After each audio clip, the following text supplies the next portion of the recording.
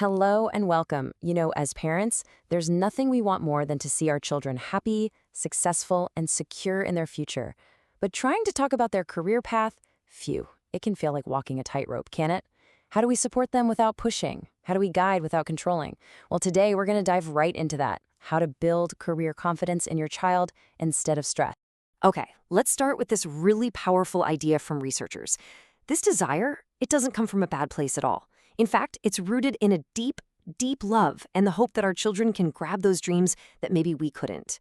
It's a sign of how much we want the absolute best for them. But, as we're about to see, this really well-intentioned wish can sometimes have consequences we never saw coming. Because you see, sometimes that profound love and those really high hopes can start to feel, well, like an invisible weight on our children's shoulders.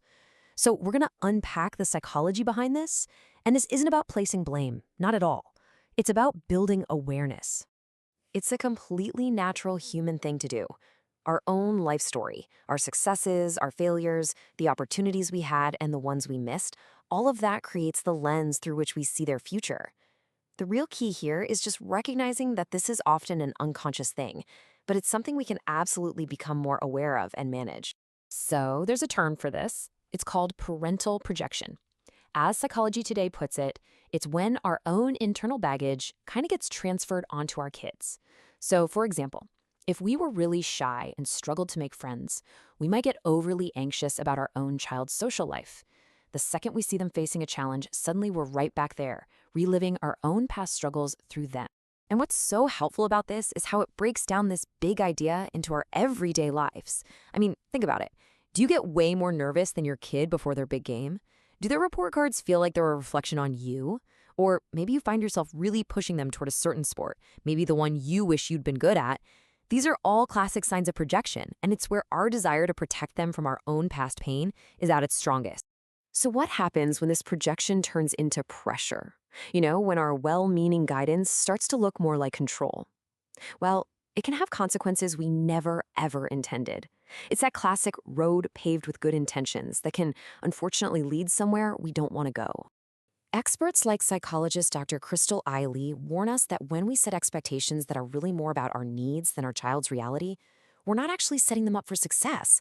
We might be setting them up for burnout, resentment, and this nagging, damaging feeling that they're just never good enough.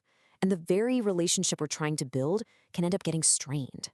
And here's the crucial point. Real growth doesn't happen in a padded room. Resilience is a muscle, and you build it by facing challenges, by stumbling, and yeah, even by failing sometimes. When we swoop in to rescue them from every little misstep, we're not just robbing them of a chance to learn, we're robbing them of the chance to find their own strength and prove to themselves that they can get back up on their own 2 feet. So, this brings us to the big question, doesn't it? How do we find that sweet spot? How do we offer our wisdom and support without accidentally taking over their future? All right, let's shift gears from the problem to the solution. I love this slide because it perfectly illustrates the huge mindset shift we're talking about. We need to go from being the career director of their lives to being their career guide.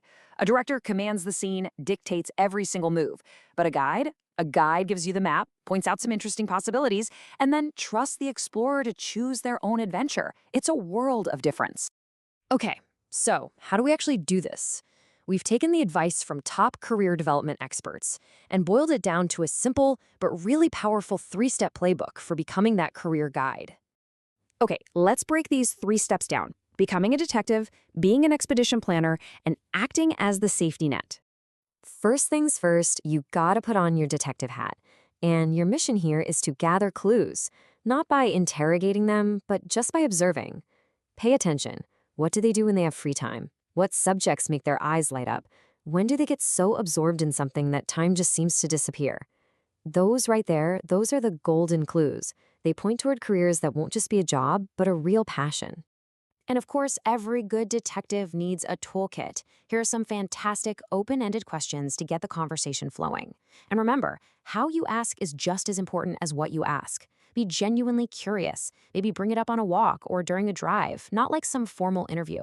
The goal here is to listen way more than you talk. So, once you have a few clues, it's time for step 2. Your role now shifts to expedition planner. I mean, let's be honest, most kids only know about a handful of jobs, the ones they see on TV or that their family members do. Your job is to help them pull back the curtain and see that the world of work is huge and filled with amazing possibilities they've never even heard of. This is all about creating low stakes ways for them to just get some exposure. Could they chat with your neighbor who's a graphic designer? Or maybe shadow a cousin at their tech job for a day? As experts like Dr. Lee always say, there is just no substitute for direct experience. These little explorations make abstract career ideas feel real and tangible. And finally, maybe the most important role of all, you are the safety net. An expedition has risks. They might try something and absolutely hate it. They might change their mind a dozen times. But listen, that is not failure. That is successful exploration. Your role is to be that emotional support that says, it's okay to try, it's okay to change your mind, I'm right here for you no matter what.